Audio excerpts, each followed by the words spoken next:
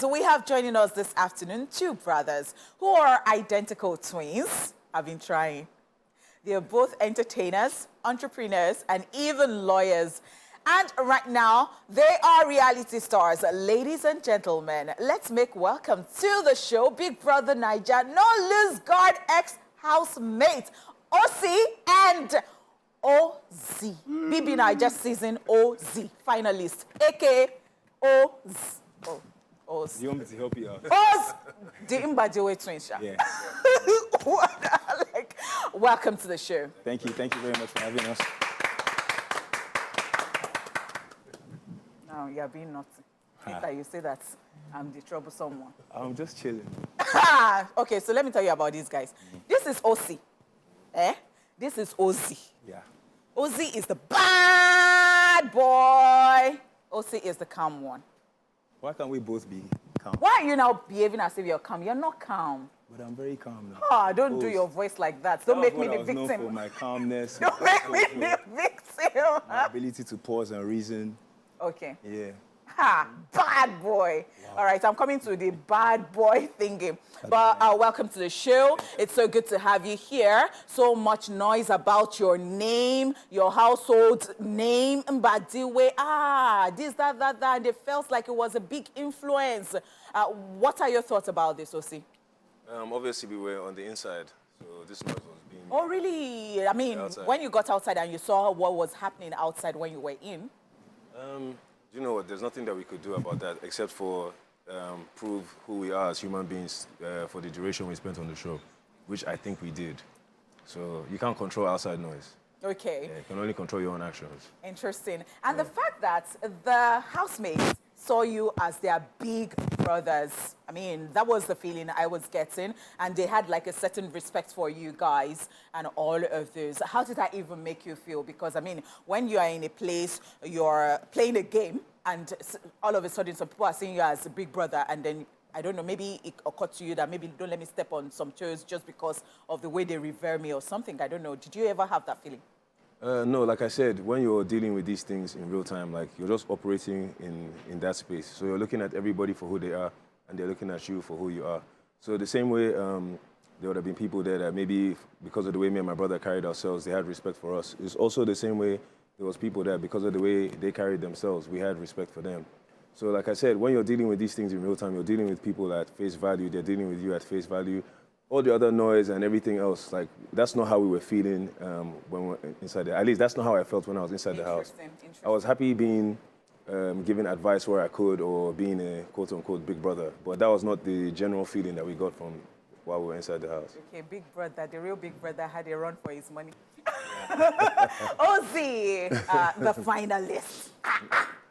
Thank God. How did you feel when your brother was evicted? Of course, I felt bad. You know, we started the journey together. That was the whole point. But I felt like we had gone so far anyway, and at least I was still there. So all I had to do was just carry him in spirit. You know, if one person got to the finals, we both did, as far as I was concerned. So, you know, I felt bad, but I just had to, you know, put it to the side and just keep moving. Interesting. Yeah. So now let's talk about the Onyeka and Victoria thingy. Why are you shaking your head? Do you think we were leading them on? Like, there's not much to talk about, you know. All I can say is in real time, in real life, not behind the lenses, but in real life, I just had friends and I treated them as such, and that was it. Yeah. Wow. He said, wow. Ozee, I understand that you have like a all fiancé. these kind of things, You have a fiancé. Yes, I do. And was it the reason you were treading carefully, or? So I wasn't treading carefully. Okay. I was just being myself based on where I am in life. So yeah, I wasn't treading carefully. It's not like you said, I already had a fiance, so it's not like I could go there and offer anybody. But we've seen people who are even married and they have gone there to do. Well, I can't speak for them. I can only speak for myself. Character and integrity, that's what you try to show when you're on screen, and it was natural for me. Like, Interesting. Obviously, I respect and I love what I have going on behind the scenes. So I wasn't going to do anything to jeopardize that on the camera as well. Interesting. So I understand again that you had a certain relationship with Ben, you know, and then when you nominated him for eviction, he felt a certain way. And maybe even made a statement that, since that time, have you seen me gone to them for advice or something like that? I think I caught something of that sort. What would you say to this? Okay, so like Ben was always my guy, do you understand? And I was always team Ben and team his relationship. And I think if you watch the show, you see that he's one of the people that I had respect for as well and for everything that he brought to the house. So as I said when I nominated him, part of the game, the only part of the game, because when people talk about playing games, the only time I think I played the game was that particular nomination, because I saw him as a legit threat, like competition. Like I said, you don't know what's going on the outside. On the inside, Ben was a very popular character. He was good at all the games, all the sponsor tasks and everything. So I only nominated him from a competitive standpoint. And obviously, like now that we're out of the house, we're cool. So. Oh yeah, you've seen, and then you're cool, and everything. I even thought we were. Sorry, I thought we were cool inside the house. Obviously, when you hear your name being called out, it's natural for you to feel slighted, especially feeling like we were close and everything. But even in the house, I tried to explain to him that, listen, it was just a purely competitive standpoint. Hey, he mentioned other people's names too. So. Interesting. And it was said that, I don't know, I'm not sure, one of you had something to do with Wani before you got into the house? Like you had a history or something? Let's just say we knew the twins before. Okay, you knew the twins and all that. Yeah. So, but it wasn't as if you were really, really vibing before you got into the house or something of that sort, were you? No, we were cool, but like, you know, just like we live in Lagos, them too, they live in Lagos, they were doing their thing, we were doing our thing. Like, we were cool.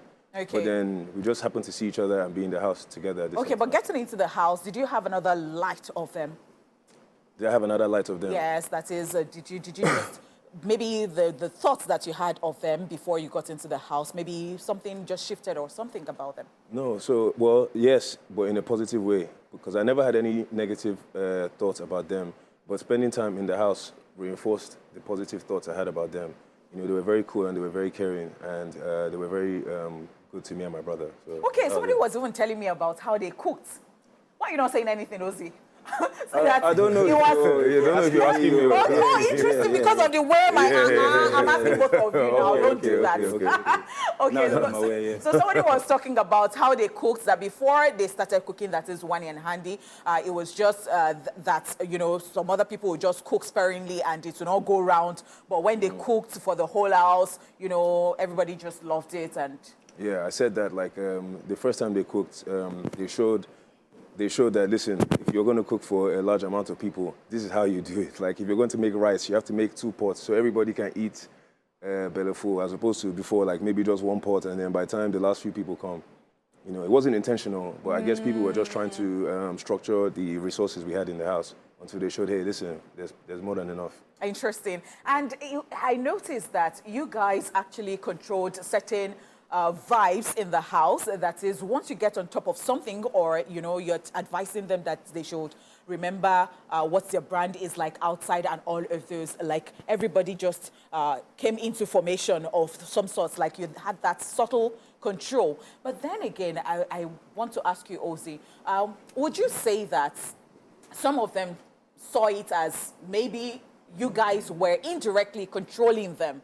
Because I think I caught somebody trying to feel like, you know, I'm an individual who has control of what I want to do. You don't have to, like, always remind me or trying to, you know, that thing of Big Brother, like you're just trying to, like, help somebody with their thoughts or with their ways or something of that sort. Do you understand what I'm trying to say? Yeah, but okay, first of all, control is a strong word.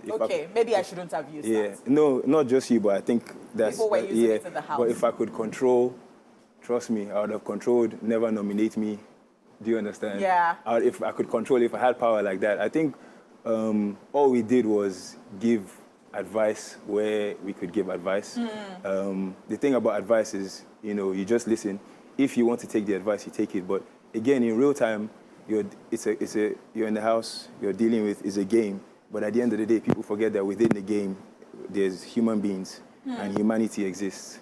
And as far as I was concerned, dealing with those people each and every day, seeing the same faces every time, they were all people that I genuinely had a level of care for. So and the way I see it, Big Brother, yes, it's a game and everything, but it's 10 weeks, and then the rest of your life exists. So if I just see a situation where I can be like, hey, think about things this way, or think more long-term instead of short-term, and just protect yourself, I can tell you, but what's that thing they say? You can take the horse to the water, but you can't force the horse to drink. Yeah, all you can do is just be a human being, a bit more older, a bit more experienced, and say, hey, this is how I see this or that. Everybody's an adult, last I checked. Do you understand? So I don't know anything about control. I just know if you care and you give caring advice. That was just how we took it. So can I add something to that? Yeah. Okay. Yeah. I feel like that narrative is also misconstrued as well, because it's not like there were times where me and my brother did not seek advice or talk to people and so on and so forth, but there's no narrative that they controlled us. It's just always like, I get it, right? You can say it about us. Exactly. Can you say the same thing of yourself trying to advise us too? Exactly. And also, look, there were many times in the house where me and my brother would just be on our own, and people would come and ask for our advice or what we thought about something.